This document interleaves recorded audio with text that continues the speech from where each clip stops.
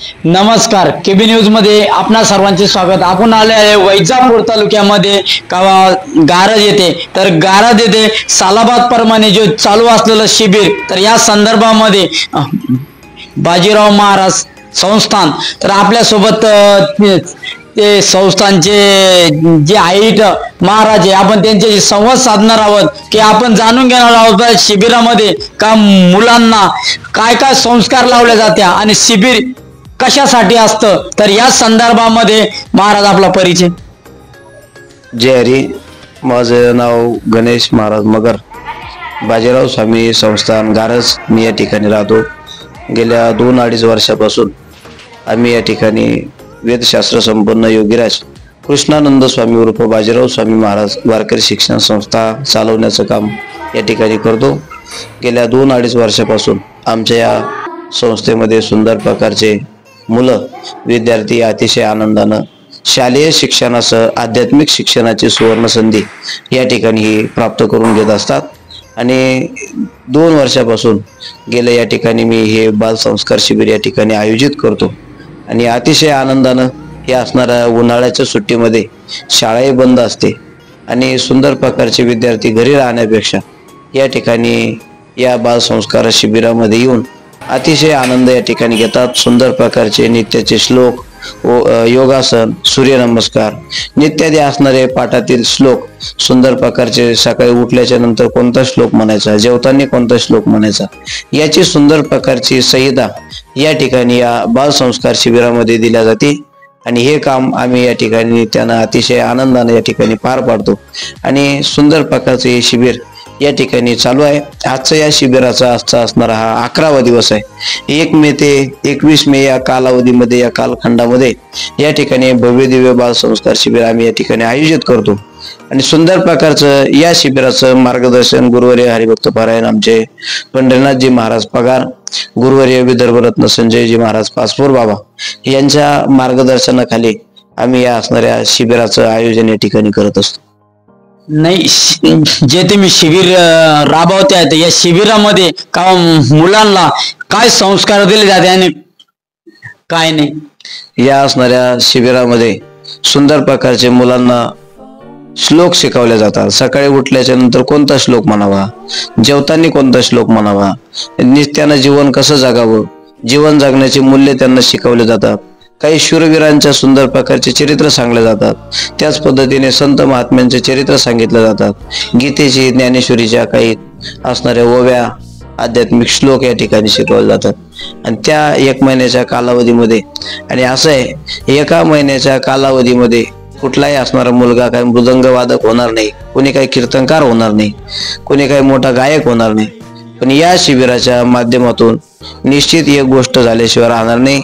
एखादा विद्यार्थी जरी घरी गेला आणि आपले वडील जर घरामध्ये फिरत असतील तर त्या मुलाला कमीत कमी कळालं तरी पाहिजे, कमीत कमी आपल्या बापाला काय पाहिजे। त्या असणाऱ्या बापाने इकडे तिकडे बघायला सुरुवात केली की लगेच मुलाला कळालं पाहिजे की अरे आपल्या बापाला पाणी लागतंय। त्या मुलाने कमीत कमी किचन रूम मध्ये गेला, पाणी घेतलं आणि त्या बापाच्या समोर जरी पाणी घेऊन गेला, या मुलाला या 1 महिन्याच्या कालखंडामध्ये एवढं जरी कळालं तरी आमचं असणारं बाजीराव स्वामी महाराज वारकरी शिक्षण संस्थेचं शिबिर सार्थक झालं असं मी समजेल।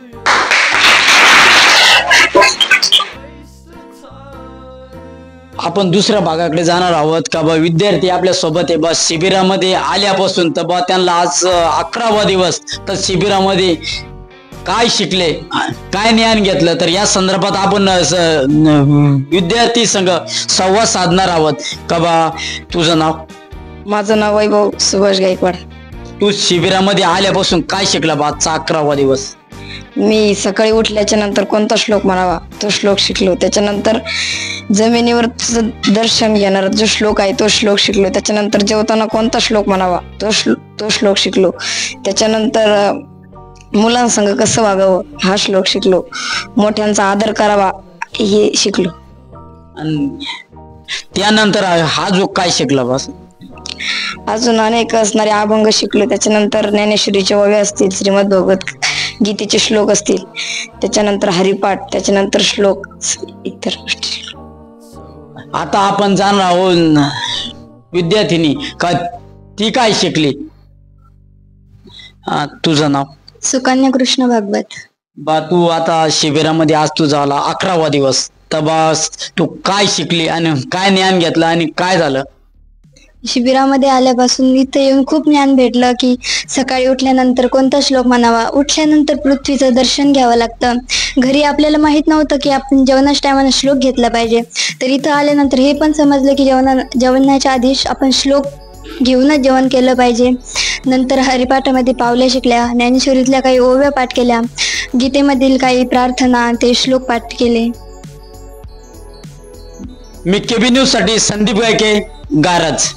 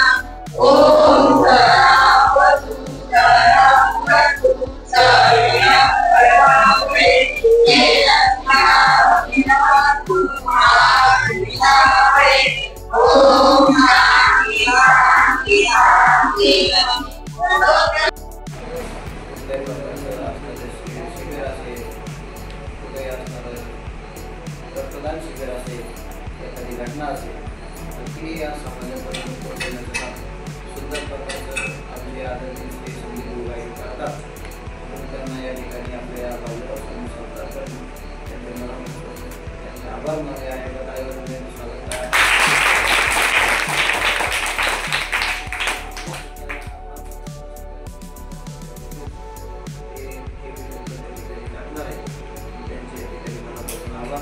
अशी सेवा आणि त्याच्यामध्ये आपल्या संस्थांमध्ये देत राहतो अशी त्यांना या ठिकाणी विनंती करतो.